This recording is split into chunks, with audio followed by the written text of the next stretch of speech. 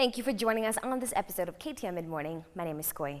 Now, last week we went into the salon and spoke to a couple of hairdressers and got a number of tips ranging from hair care to nail care and even eyebrow shaping tips. Now, we're not done with this beauty quest because this week we will showcase features that are all about getting our skin to glow more, either with cosmetic products or with therapeutic lotions. We also have a special edition that will run for a short period called the Phllips Roundtable. You have to stay tuned to find out more about that. With that said, let's get the show rolling with the hot chocolate massage on Mid Morning Lifestyle.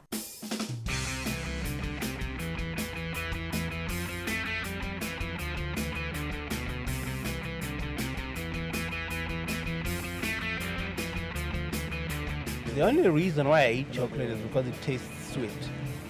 I don't really know if it has any biological use in my body, but it's.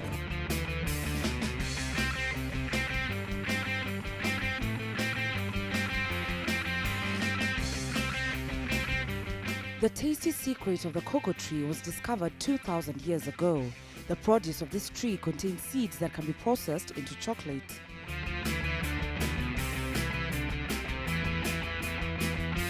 The first people known to have discovered the secret of cocoa were the classic Mayan and the Aztec people. They spiced their drink with chili peppers, thickened it with cornmeal, or flavored it with honey.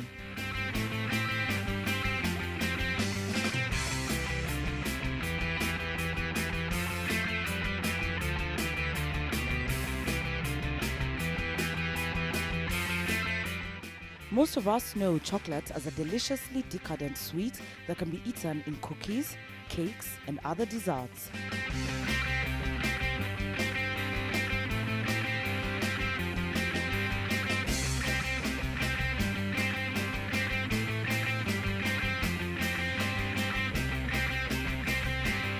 Everyone has a different view of what chocolate can be used for.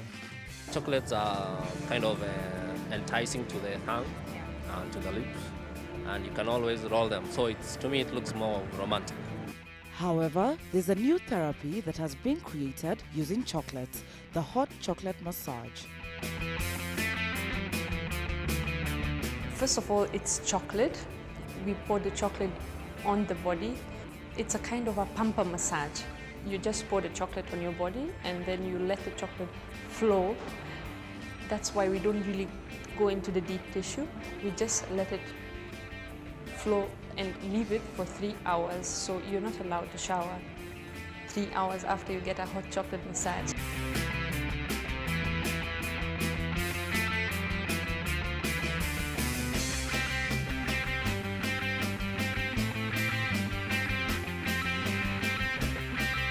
This is not only aromatherapy produced by the cocoa scent, but it benefits deep tissues of the skin as well.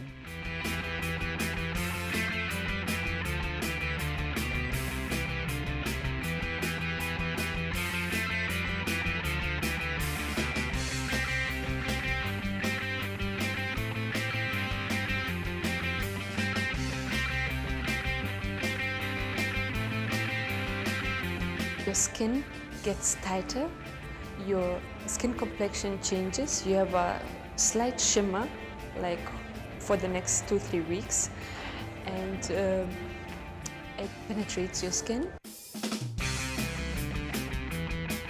Chocolate is now used to detoxify and balance excess body fluids while giving you smooth chocolate skin as it's massaged deep into your skin.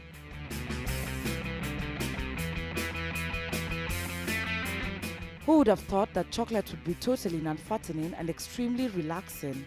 You can achieve excellent results in smoothing, firming, and contouring the body. When I have my clients, they always say they smell like a whole bar of chocolate after they leave the shop. So it's really very essential. So you can smell the chocolate, you can feel it, and increases their well-being. So chocolate increases happiness, so people just laugh out, and chocolate just makes you feel happy.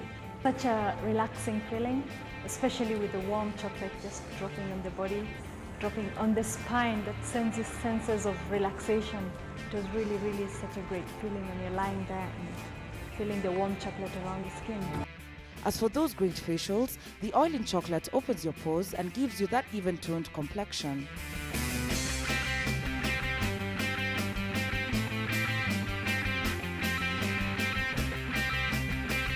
Cocoa bean, it's very rich in vitamins. It has vitamin A, vitamin E, vitamin B. It's a very rich moisturizer. So this mask, when you apply it for 15 minutes on your face, it's again that people just lick the mask and after 15 minutes their skin feels much softer, very moisturized. Chocolate is rejuvenating for your skin, it is moisturizing and good for cell removal.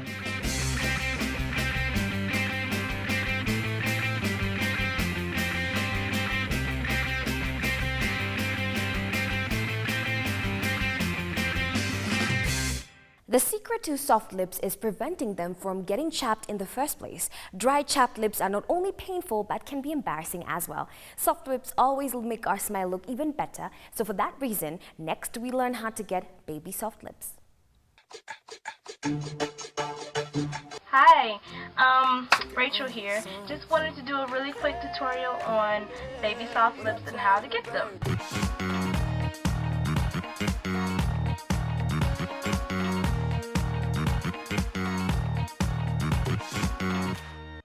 I'm going to start by putting on the Vaseline. Just pretty much slapping it on there, all over the lip.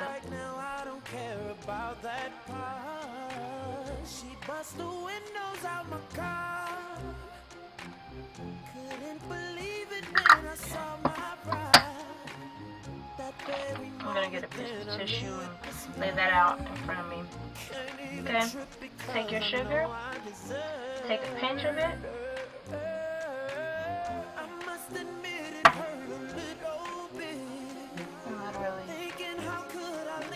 Just put it on there and then rub it in. Not extremely hard, but not extremely soft either. You want to make sure that you get it off everywhere. Especially like down here in this area, where most of the dead skin lies when you put on the gloss. Or anywhere where where you have dry areas on your lips. It's gonna dissolve really, really fast, and make sure that you don't lick your lips.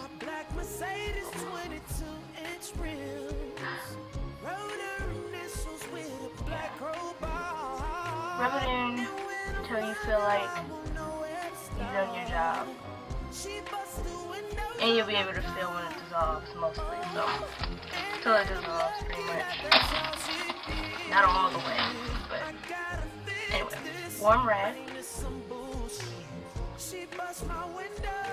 Wipe it off.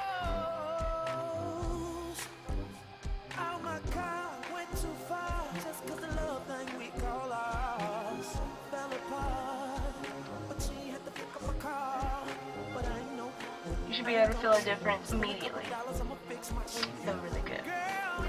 I'm going to take a tissue because my lips are a little wet.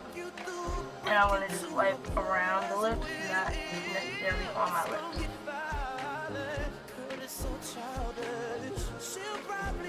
Okay. A thin layer of Vaseline, chapstick, lip gloss, whatever you want to use, pretty much. Really, really thin, like literally real thin.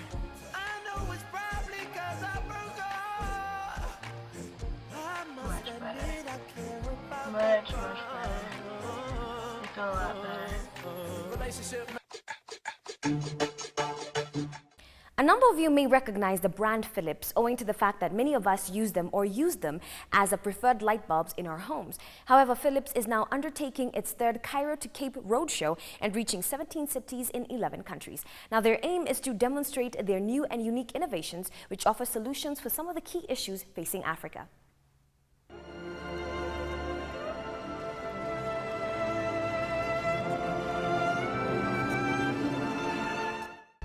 Every year, 15,000 women die as a result of pregnancy and child-related issues in Kenya. The statistics are just staggering. 5 out of every 100 children will not reach their first birthday. And for this reason, Phllips Healthcare Africa and KTN have brought together Saving Mother and Child to discuss the way forward. Welcome to the show. At my far right is Dr. Ann Kihara, a researcher on maternal and child health, the vice chair of the Kenya Obstetrics and Gynecology Society, as well as a consultant obstetrician and gynecologist at the University of Nairobi. Welcome. Hello. Next to her is Peter van den Ven. He's the general manager, Phllips Healthcare Africa. Hello and welcome. And next to Peter is Lucy Mushiri. Lucy Mushiri is a certified nurse and midwife. Hello and welcome. And next to her is Dr. Yamal Patel. Dr. Yamal Patel is an obstetrician and gynecologist at the Aga Khan Hospital. Hello and welcome. And finally, we have Dr. Sharif Shanaz. He's the Director of Public Health at the Ministry of Public Health and Sanitation. Welcome, everybody. Now, we are talking about saving mother and child. Why are mothers dying, giving life? Dr. Ann Kihara, you have done a lot of research on this area. Why are mothers dying during childbirth? There is what we call the delay system. Women not recognizing in the community that they need help, or having stumbling blocks even within that community where she knows she needs help, but possibly it's not being facilitated for her.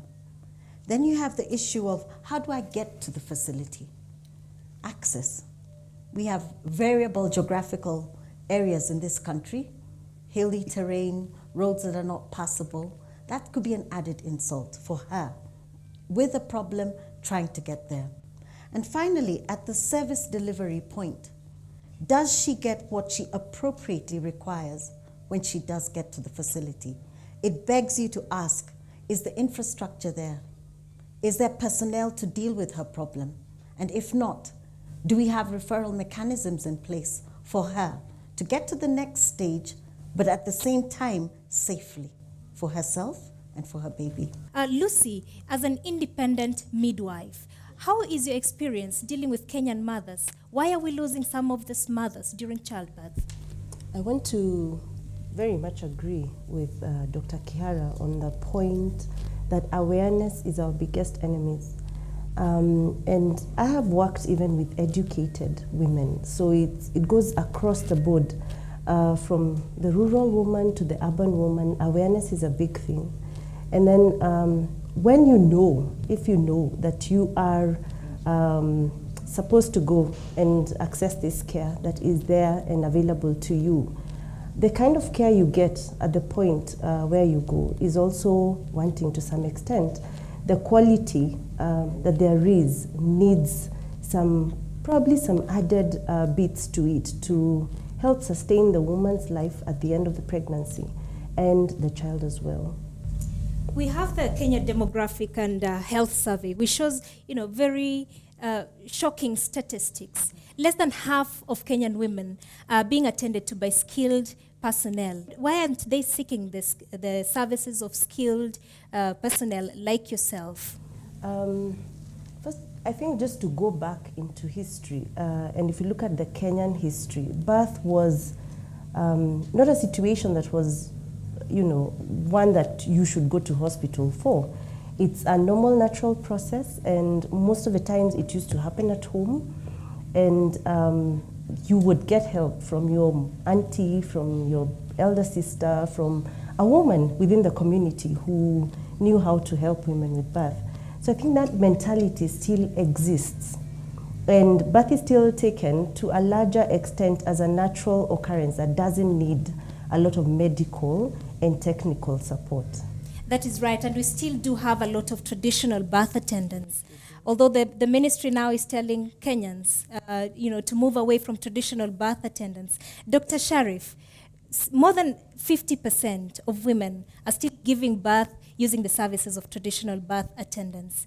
When the ministry then tells these women that they should go to hospital instead, they should seek the services of skilled personnel as well, what then is left for these traditional birth attendants in places where accessing healthcare is difficult? Well, let me take up where Anne started off, is the attitude. Actually, it may not be the attitude. It is issue of access. If you look at the demographic and health survey, you find these persistent inequalities. Certain parts of the country have actually achieved the MDGs, right? But certain parts have sort of stagnated where they were 5 years ago. So it is the inequities in the health system, in the infrastructure, which have persisted ever since we got independence. So part of the reason why we are not getting to where we should be in terms of the Millennium Development Goals is this inequities. So the minister's position is very simple, is that we are trying to make sure that everybody gets care under a skilled birth attendant. Because we tried out using traditional birth attendants in the 1990s. It did not actually improve the situation.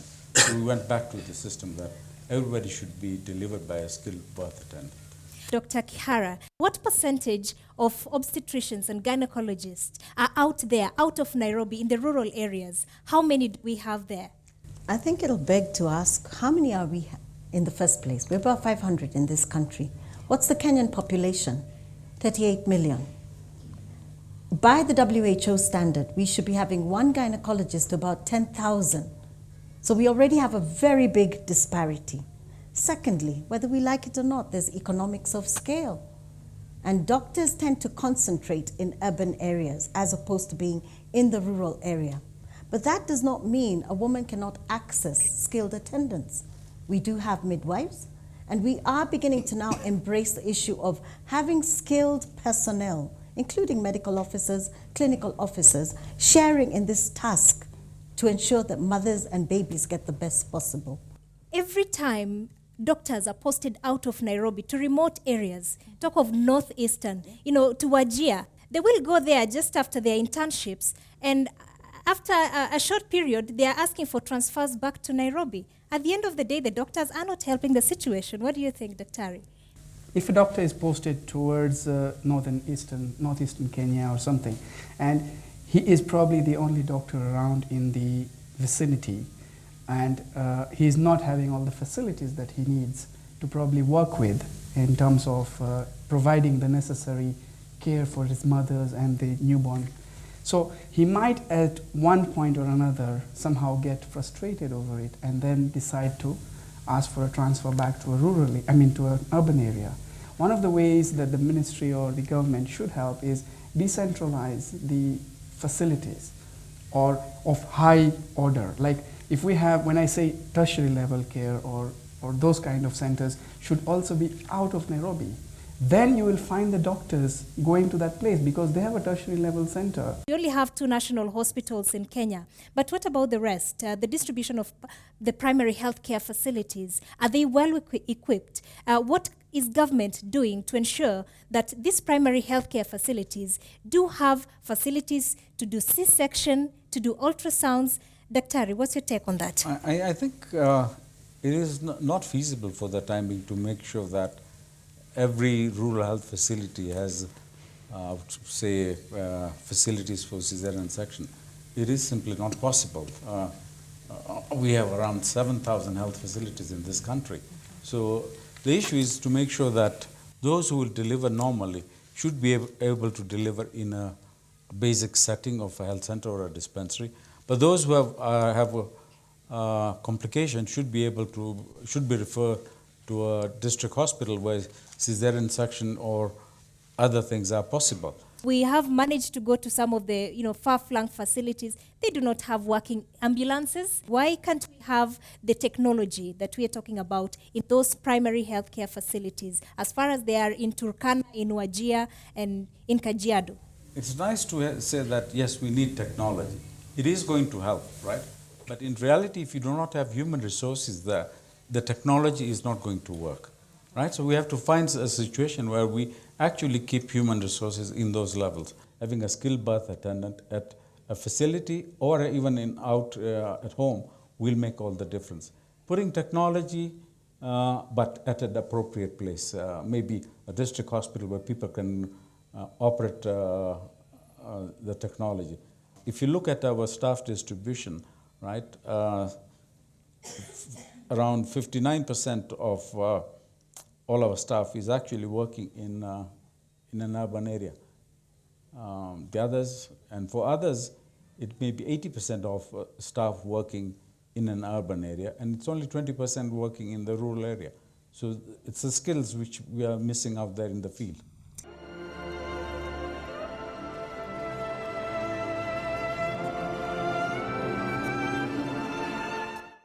Chocolate massage is a luxurious indulgence for your senses. With a chocolate massage, you experience total pleasure as your body is immersed in one of nature's most sumptuous treats. Do send us your comments to midmorning@standardmedia.co.ke, or better yet, go to our Facebook page, KTN Midmorning, like it and drop in a comment. We would love to hear from you.